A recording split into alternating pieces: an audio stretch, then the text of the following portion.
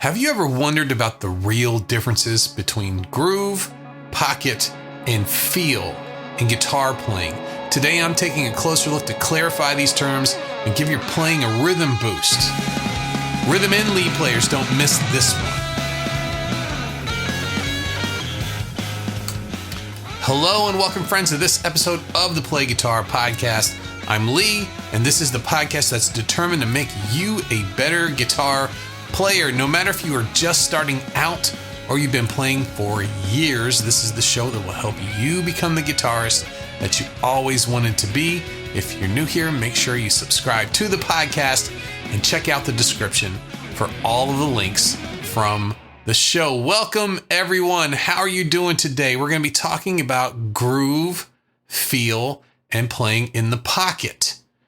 What are these? These are words that drummers and bass players use all the time, but guitar players don't really come into contact with these words until they start to play with drummers, right, and bass players. And the way that you can hear them in different situations, the way different people have their own ideas of what they all mean, this can all be very confusing. These words are often used interchangeably or just sometimes incorrectly, but what are you supposed to do? How are you supposed to learn this stuff? You know you'd like to be able to play in the pocket. That sounds good, right? You'd like to know where the groove is. That sounds good too. And you like to play with as much feel as possible. Well, you may feel it, but sometimes your playing doesn't sound that way. How can you master things like this if you don't know what they are? This episode begins a thread of episodes I'll be visiting over time. I'm going to call it the Guitarist's Guide to Rhythm. To start it off, we need to know something. We need to know the general terms. So the goal of this episode today is to define some of these vague terms. We're going to make some decisions about what they mean, even though you may think of them as in a different way, or you may have heard them used differently. We need a starting point. So we're going to make some definitions, and that's going to point us in a direction that can make our playing lock in or stand out because we want it to sound that way, not just by accident. Okay, let's talk about number one, groove. What's groove? Have you ever used the word, we got to have, this has got to be in the groove, right? I think of this term as a noun and not a verb. Like we're going to groove in this thing, like the groove, right? It's helped me make sense of rhythm when playing with others. The groove instead of to groove, for example. So what I've done is I looked up a lot of definitions. I've looked at a lot of blog posts, a lot of videos, seeing how other people define what groove is. And so I got a whole bunch of different definitions, and I found some things that were similar. A lot of them were different. A lot of them was one way, one was the other way. But there are some things that are similar to them, and I think that's going to help us define what a groove is. Things got very deep when I was trying to learn the definition of groove, put my finger on it. And here's what I came up with. I found that there were some things that were common between all the definitions. And my definition, the easy to understand one, is groove is the underlying rhythmic pattern. Pattern is the big word that propels the music forward. The verb for groove, it's probably the reason why everything's so messed up, because when people say they're grooving to something, it means pleasure and it means movement. It feels good. But feel is something completely different. And that's what we're going to talk about in a little bit too. How about some guitar players who understand and use groove? First one comes to mind is Nile Rodgers, right? So the song La Freak. I'm sure you've heard it a million times. If you listen to it another time, listen to it with some different ears, listening for the pattern, the groove pattern in this. Listen to what the drums are doing. Listen to what the guitar is doing, and listen to what the bass is doing. Take a listening to that. You see they're all doing something different, but each thing is a separate element of the total pattern of the song. If one of those was missing, the song wouldn't work.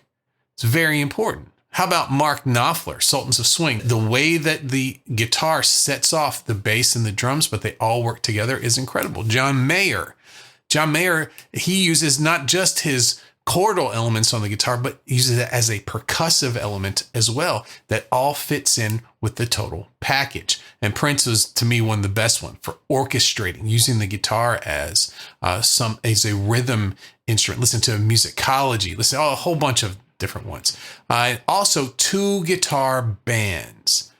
This is a great place where you can take advantage of groove. Listen to Aerosmith. In particular, listen to Joe Perry and Brad Whitford play Adam's Apple. So when the song starts, we have the intro, which is just guitar. Then all the instruments kick in, and then they go into the groove where the guitar, drums, and bass, both guitars, are all playing at the same time. Listen in particular to the 2 different guitars and how they're rhythmically setting off what the drums and the bass are doing. It's the pattern, and this pattern across all of the instruments develop a groove which propels you forward. So what do we need to understand to be able to do these things? We need to understand timing. We need to know syncopation, how to play in the offbeats. And we need to know the interplay between instruments, subdividing beats, being able to know exactly where your part sits. The guitar can be part of the groove on its own. You don't have to play exactly on the same beat as others, but it can also be adding to the groove with syncopation. If the bass is playing on the quarter notes, you can play on the off beats. You'll be emphasizing some other beats. Let's talk about feel. So we started with groove. Groove is the pattern that you play that propels things forward. Feel is what you do with that pattern. You can change the timing in a certain way to make it feel more emotional in many different emotions. So you might be able to play ahead of the beat, anticipate each note.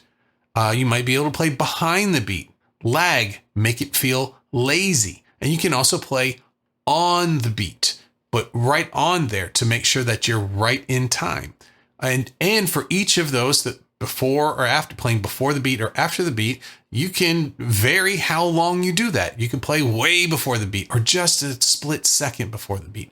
And the same with playing after that. Now, this is not changing the tempo of the song or playing in a different tempo that the song is. The tempo is still the tempo, right? You're still locked into a beat. It's what you do around that tempo. So if you've got a beat 2, 1, 2, you may play before that. You still know where beat 2 is, right? And you still are going to beat 3. You're not out of time. You're manipulating the time a little bit. Guitarists who use feel all the time. Billy Gibbons is a great one. Even if Billy Gibbons is playing along to a drum machine, he can put in a lot of behind the beat goodness to his playing. David Gilmour, in all of his leads, he can play behind the beat, in front of the beat. It just depends on the emotion he's trying to get across. Also, dynamics is another thing too. Playing quiet, playing loud, being in control of all of these things can give you better control over the feel of what you're playing.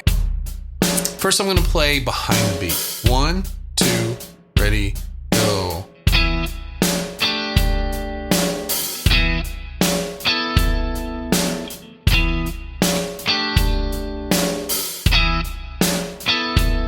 Now I'm going to play on the beat. 2, ready, go.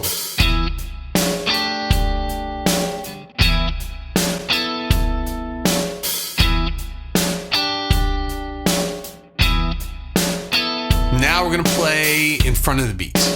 Ready, go.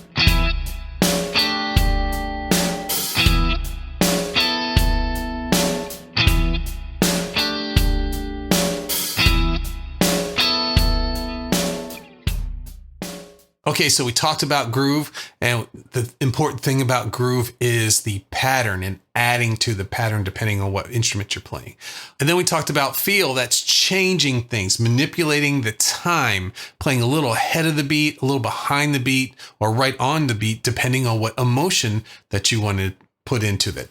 But now we're going to talk about the thing that really confuses everyone. It's called playing in the pocket. The pocket. What is the pocket? Okay, so after reading through a ton of different definitions, this is the one that I have settled on. Musicians playing in the pocket are in perfect sync rhythmically.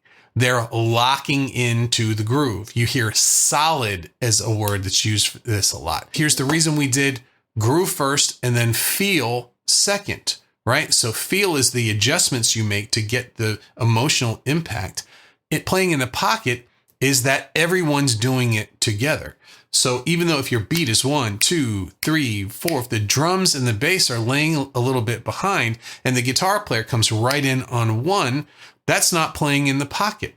That might be correct. It might be playing exactly the way that the song is going, but the rest of the band isn't playing that way. You're not locking in with the band. Playing in the pocket would be to hear that they're laying back a little bit, and then you would play that way along with them. When I think about a guitar player who plays in the pocket, who locks in, the one I always think about is Steve Cropper, his double stops, his chords, even like the little low riffs that he plays in all the soul and R&B songs. They sound like an extension of the drums and the bass. They lock in perfectly. And believe me, those songs are not played right on the beat. There is tons of feel in those songs. What's a tip that you could use to start learning how to play in the pocket? Well, one, it's years of experience playing in a band is one way to do it. But how could you do this at home? Well, I'll just give you the tip that I use here. When I play over drum loops, I use Reaper, and for drums, I use Easy Drummer. And I have a lot of different MIDI drum loops. And if you don't know about that, basically is you have a plugin that has all the drum sounds, and they can be triggered by something called MIDI, and that's just playing information that's locked to a grid. So that can be recorded. And what they've done is they've recorded drummers playing lots of different grooves with lots of different feels. And you can play over top of those, and you can create songs over top of those drum loops. And I'll just let one play. But what's really neat about this is you can go in and see how those drum loops stack up to a grid, to a metronome. And you can notice, well, hey, the drum is pretty much on the beat. The bass drum is pretty much on the beat. But when it comes to the snare drum, that's behind the beat. That's late. So that's giving this groove a certain feel.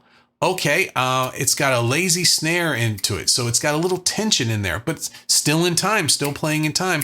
But the snare is offset a little bit. So if I want to play in the pocket, I'm going to have to reflect that in my own playing. Whenever I'm playing on that beat, on the 2 and the 4, I'm going to lay them back a little bit, and that's going to match what the drummer's doing right there. Or it could be the bass player doing the same thing, and I could match that. So playing in the pocket is when everyone is kind of in agreement. The tempo is solid. Any kind of feel that you're using is going to be expressed throughout all the players in the group, and it makes everything lay into comfort.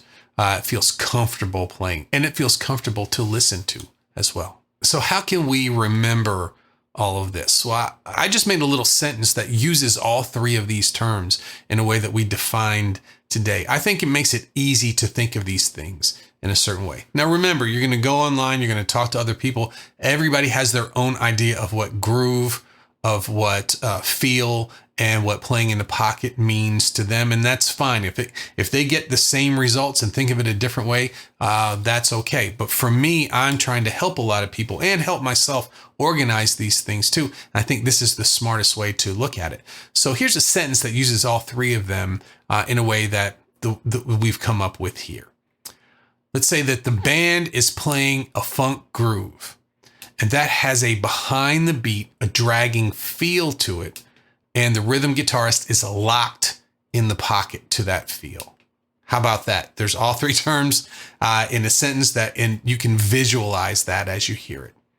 Okay, so I had a lot of fun doing this. I can't wait to hear what other people say, because this is one of those hot button topics about how people have their own way of thinking about it. And believe me, go ahead and comment.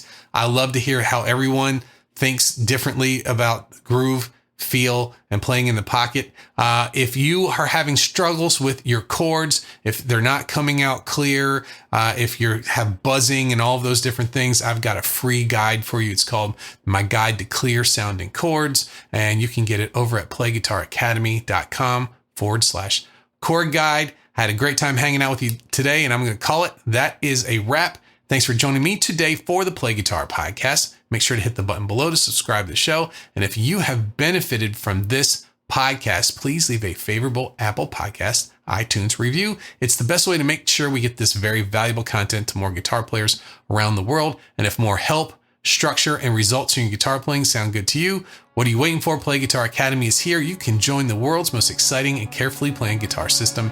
Together, we'll build your online home base for guitar. Thanks again, and I will see you on the next episode.